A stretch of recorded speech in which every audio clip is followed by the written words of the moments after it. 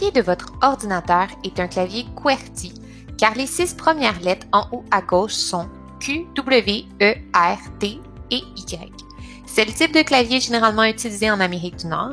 Ailleurs dans le monde, d'autres claviers, comme le clavier AZERTY, sont utilisés. De plus, par défaut, votre ordinateur choisit la langue Français-Canada pour votre clavier. Si vous changez la langue de votre clavier, les lettres et les caractères spéciaux indiqués sur les touches ne seront plus exacts. Dans cette vidéo, nous verrons à quoi servent les touches du clavier de votre ordinateur. Commençons avec les touches fonctions situées en haut du clavier. Ces touches sont là pour vous faciliter la vie. Elles vous permettent de faire une action simplement en appuyant sur une touche. Chacune de ces touches a deux fonctions. Une fonction spéciale qui est illustrée sur la touche et une fonction classique de F1 à F12. Les fonctions spéciales vous permettent en tout temps de contrôler le volume des haut-parleurs, activer ou désactiver le micro, ajuster la luminosité de l'écran et accéder aux paramètres. Pour utiliser les fonctions spéciales, vous n'avez qu'à appuyer sur la touche. Par exemple, pour augmenter la luminosité de l'écran, j'appuie ici. Les fonctions classiques F1 à F12 varient selon l'application. Mais en général, F1 vous permet d'ouvrir la fenêtre d'aide et F5 vous permet d'actualiser une page dans un navigateur web. Pour utiliser ces fonctions, vous devez appuyer sur la touche Fonction et la touche Voulu. Par exemple, j'appuie sur Fonction et F5 pour actualiser une page dans Google Chrome. Attention toutefois, si vous avez activé Function Lock en appuyant sur la touche Fonction et la touche Function Lock, ces touches fonctionneront inversement. Lorsque Function Lock est activé, pour utiliser une fonction classique F1 à F12, vous n'avez qu'à appuyer sur la touche. Pour les fonctions spéciales, vous devrez utiliser la touche Fonction et la touche Désir. À gauche des touches Fonction, il y a la touche Échappe qui permet de sortir de différentes situations ou d'annuler certaines opérations. En général, elle permet de quitter le mode plein écran lorsque vous écoutez une vidéo. À droite des touches Fonction, nous retrouvons deux touches servant au déplacement. La touche Début déplace le curseur au début de la ligne et la touche Fin déplace le curseur à la fin de la ligne. Les autres touches de déplacement se trouvent en bas à droite. Les touches Page précédente et Page suivante permettent de circuler entre les pages d'un document.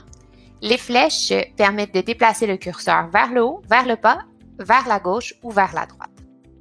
Au centre de votre clavier, il y a les touches alphanumériques qui vous permettent d'écrire les 26 lettres de l'alphabet, les chiffres et plusieurs caractères spéciaux.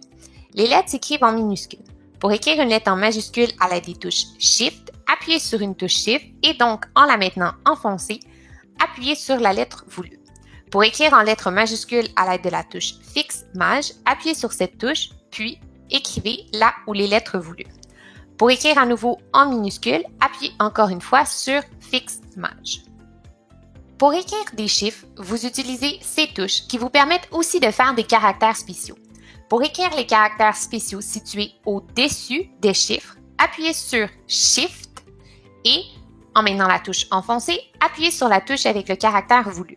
Pour écrire les caractères spéciaux situés en dessous des chiffres, appuyez sur les touches CTRL, ALT et la touche avec le caractère voulu. Vous pouvez aussi appuyer sur la touche ALT et la touche avec le caractère voulu. Par exemple, pour écrire un point d'exclamation, j'utilise cette touche et pour écrire le symbole plus ou moins, j'utilise cette touche. Ces principes s'appliquent aussi aux autres touches ayant des caractères spéciaux. Appuyez sur la touche pour faire le caractère situé au centre. Pour faire le caractère en haut, appuyez sur Shift et la touche du caractère voulu.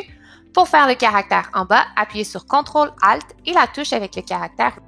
Pour écrire des lettres avec des accents, une cédille ou un tréma, vous devez appuyer sur la touche avec le caractère spécial, puis sur la lettre.